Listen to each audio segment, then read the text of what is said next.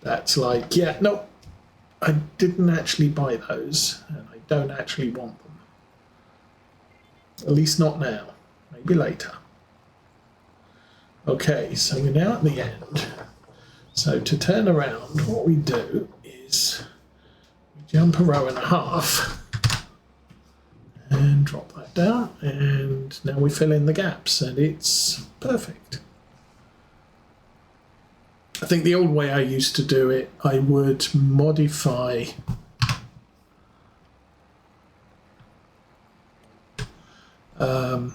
says 5.3 meters. I would usually drop it to 5.2, 5.1, because sometimes with a mod the calculation wasn't precise, so it just made more sense to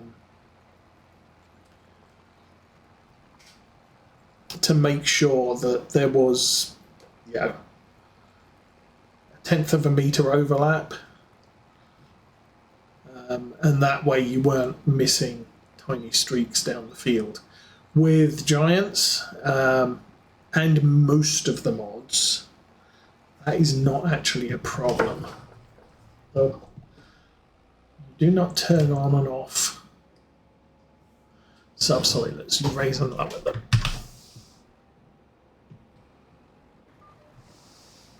Anyway.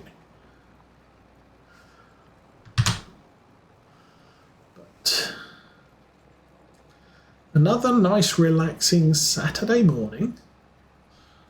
Mrs. Osa's gone out for a couple of her friends, like visiting Hobby Lobby. She was out midweek buying yarn for some of her Christmas projects. But one of them just got a new job. No, one of them didn't just get a new job. She went for a new job, but the CEO was out on a client visit this week, so she's not going to hear until next week whether she got the job or not. And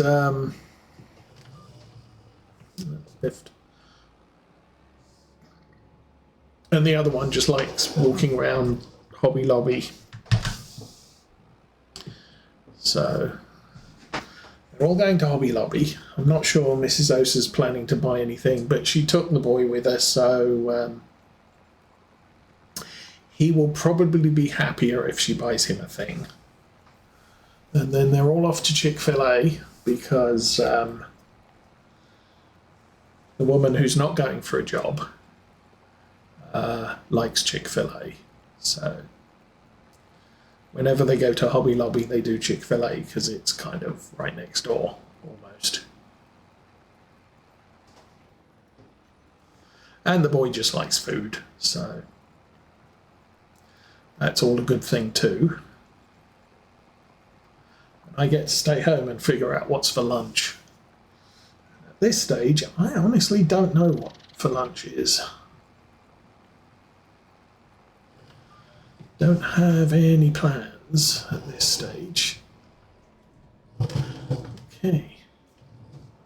Now, of course, the other thing with doing alternate rows here is you end up back where you started, or close to it.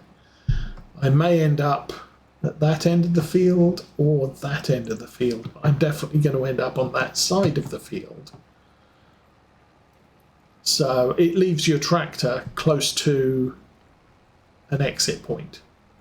If you're lucky, and you know, obviously European maps, you've got gated fields or fields with hedgerows which have openings at one point. So if you're lucky, you end up right by the gate when you finish the job you're doing.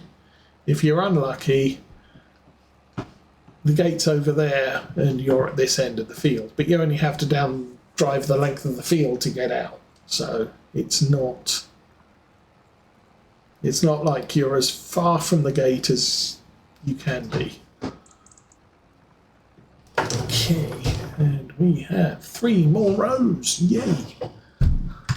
Oh.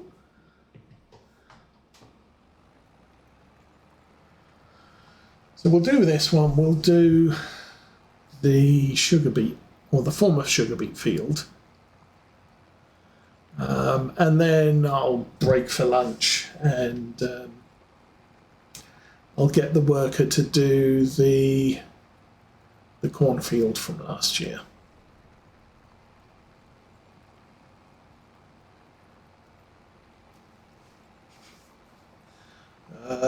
Then, as I said, I've got to lime this field, and is it 37 on the other side of our big field, still down the road, and and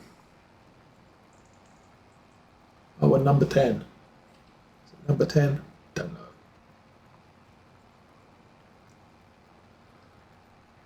We do have 3 fields that I need to make sure the lime is good enough. And then we'll move on to March. So this coming week is Thanksgiving.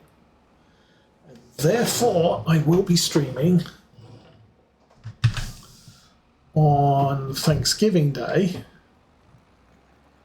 because Mrs. Osa likes a lie in. So she'll get up about lunchtime and start cooking and preparing stuff. And so as soon as she gets up, that's when the stream stops that day.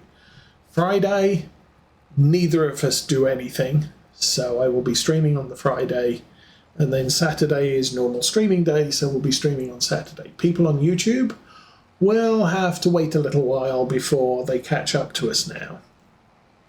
I have noticed that Streamlabs allows me to stream to 2 locations, so I may start or look into potentially, maybe, possibly streaming to both YouTube and Twitch, which means I won't be cutting up the videos on Twitch, but I probably won't be cutting up the videos on YouTube either.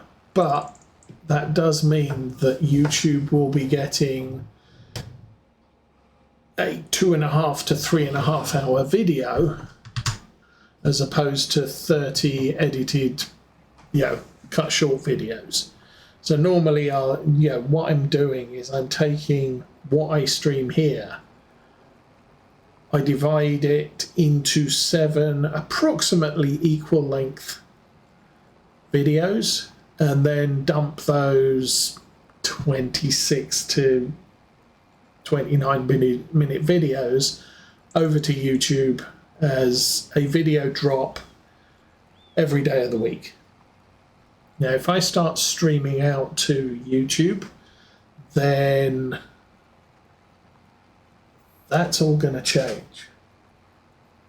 What I usually do with this video is, because we're going to be putting out a new stream on Thursday, I will make sure that the 7 videos I create from this stream all end up as a... I will potentially drop 2 videos on 3 days, maybe,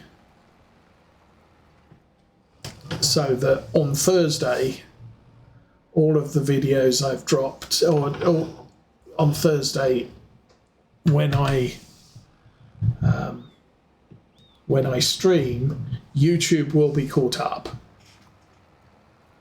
As I said, I might start streaming to YouTube, which eliminates the need for me to do any edits on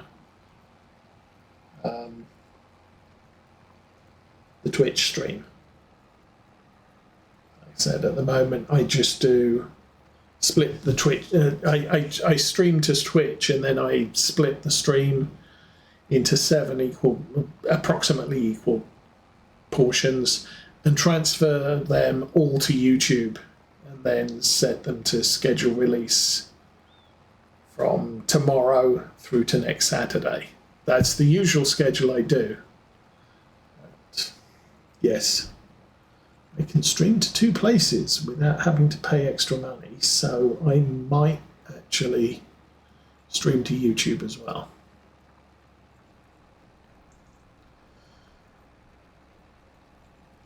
So I could do the edited highlight thing where I take the YouTube video and split it into 7 equal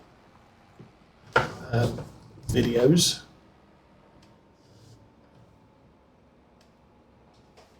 Or not. I don't know. I mean, obviously, the deal with YouTube is they generally like you to have 30-minute videos, and usually not more than 2 a day, which is why for the coming week, maybe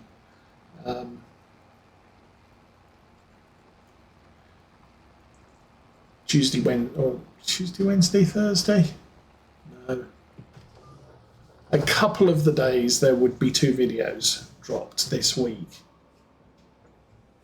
However,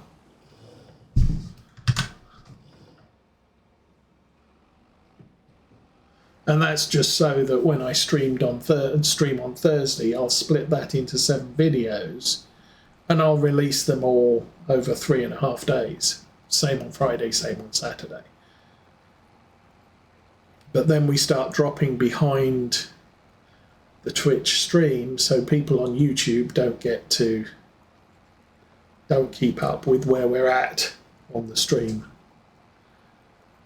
And we just about, I think we usually just about manage to catch up by Christmas, and then I'm streaming Christmas Day, actually Christmas Eve, Christmas Day, and the Saturday, and then New Year's Eve, New Year's Day, and the Saturday. So there's another block of 3.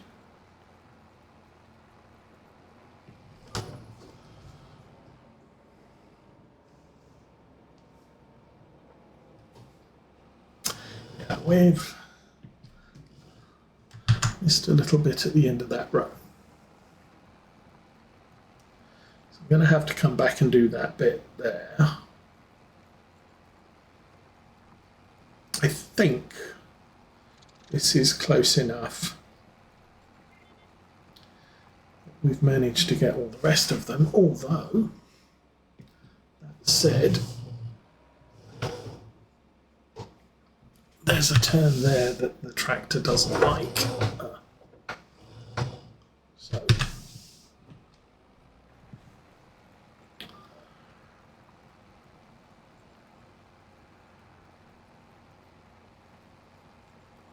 oh, I didn't do the engage the cruise control thing. Not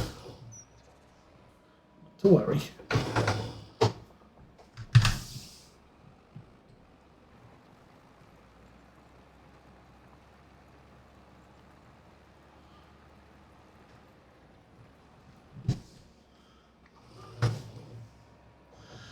I think the whole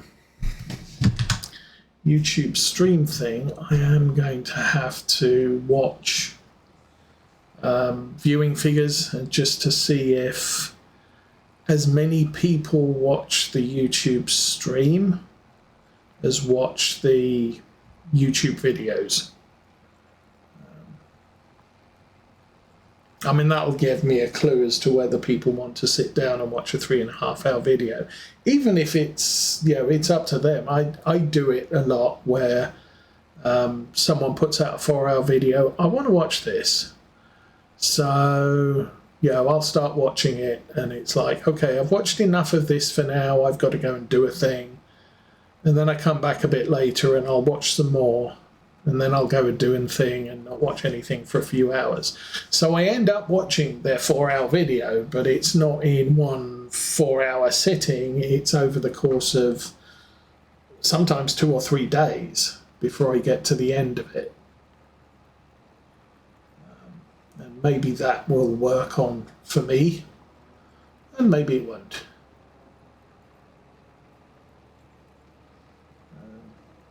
There will also be, obviously, the logistics of monitoring chat on both of the streams. That might be possible. The thing is I've got my big, it's big, I've got my big screen, which is the one I play the game it is run to, and then I've got a second smaller screen where I'm monitoring Streamlabs and the Twitch stream, so I can see if the Twitch stream cuts out. But I don't think I've got enough room to watch the Twitch stream and watch the YouTube stream and monitor Streamlabs. Might not, because it's not a big screen. I think it's a 24-inch, but it does make things way too small for me to read. So I'll have to see how that works out. But hey, it's something. And if Streamlabs is monitoring the chat for both of them, that's not a problem. All I really need to be able to see on Twitch and YouTube is the video running.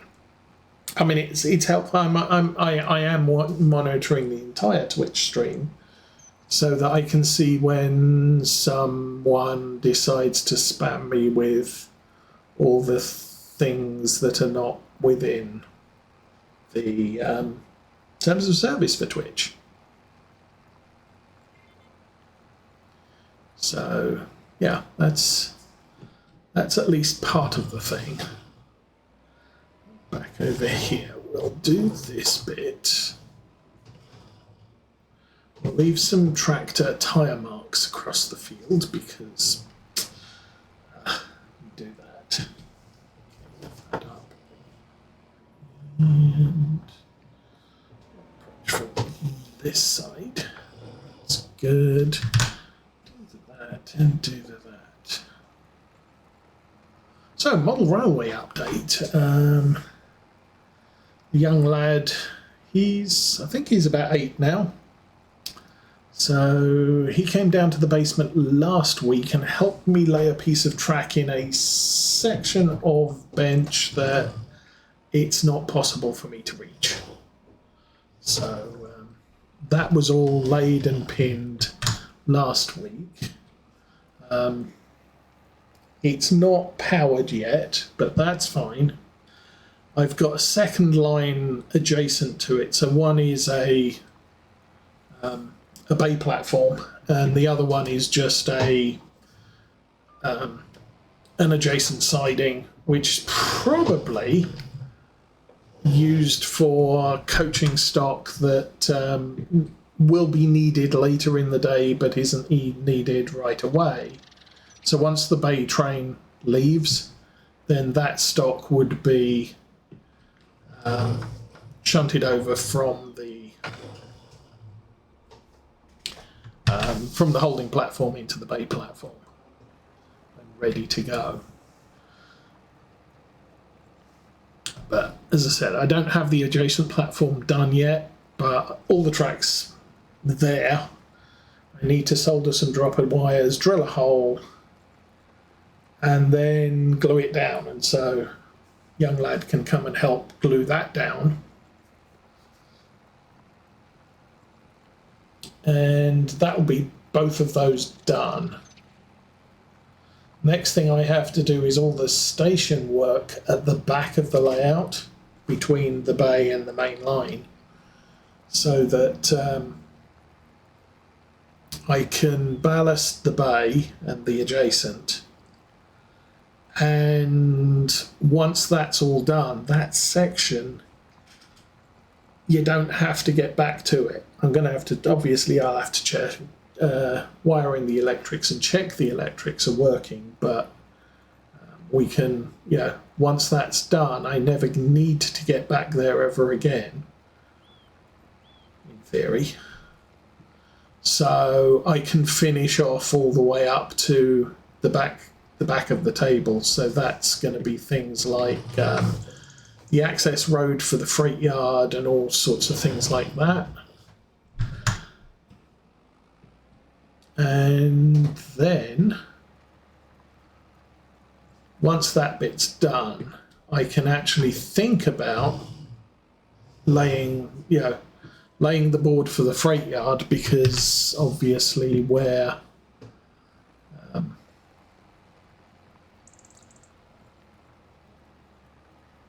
we're crawling up through the benchwork to get to that bay and holding siding area, I'm having to crawl up the table where the yard is going to be.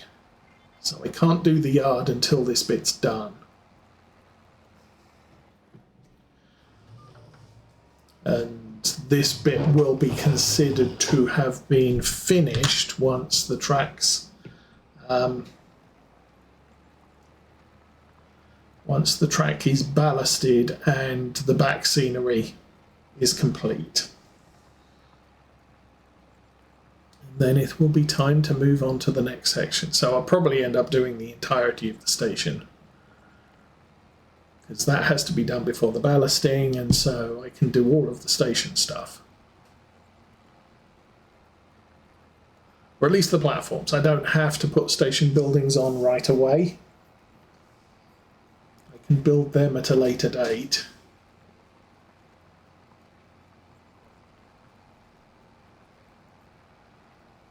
But then, for the most part, that frees things up so I can do scenery anywhere at that point. Once the freight yard is complete, we drop that in place.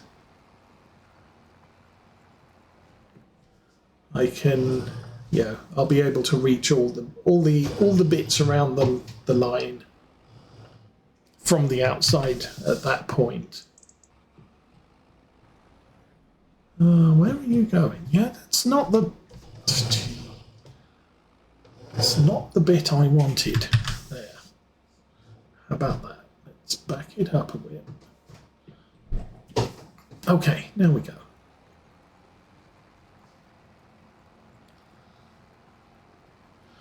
Okay, 3:15. I'm not sure I'm going to get the sugar beet field done. What time is it? Oh, and tight turns that the GPS can't cope with. There we go. Do that, and go. And turn the GPS on again. Oi, oi, oi. Okay, well, last stretch for this field.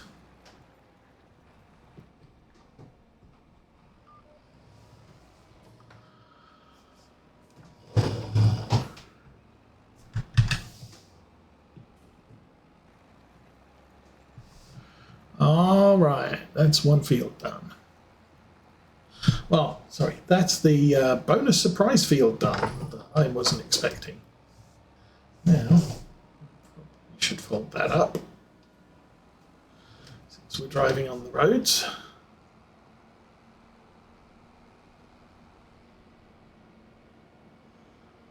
I could probably get away with taking the lime spreading over there on the back of the case, the big case, not the small case. The small case wouldn't work. Now,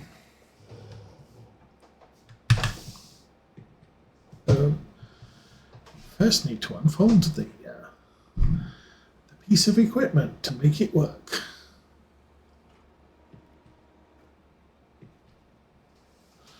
So this field, we're going to plough the lime into the field. Hi, doggy.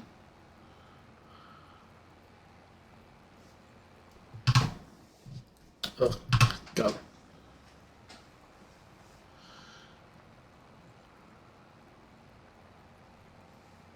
So, yeah. I guess right now we are at the end of field prep, February 3. How's the weather looking? I believe snow is happening at 5 o'clock, so we're going to have to finish up doing all the... Actually, was that? Tell me about that again. No. Oh, that's 5 o'clock in the morning. Oh. Okay, so February 4, there is a snow shower from 5 till about 11. And that's the last snow of the year.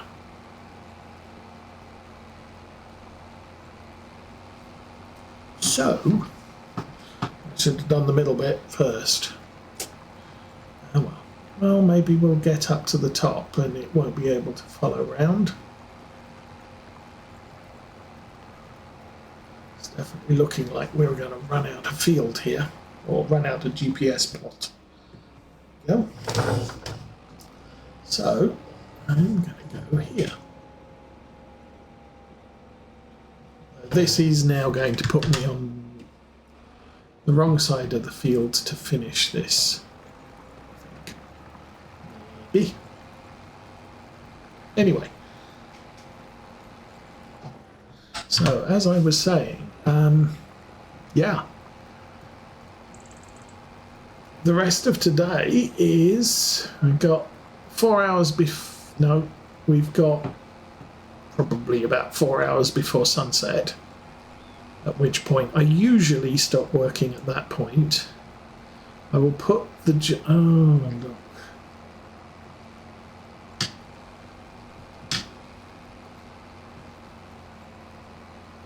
Just pick that up off the ground, that's a good plan. So I will get all of the subsoiling and lime work done before nightfall, and then we'll skip tomorrow, and I do believe it's oats sowing season. What do we plant in March? Cotton, don't grow cotton. Grass, no more grass. Oats, we need to plant potatoes, sugar beets. I can plant the sugar beets. So that might be what's going to happen on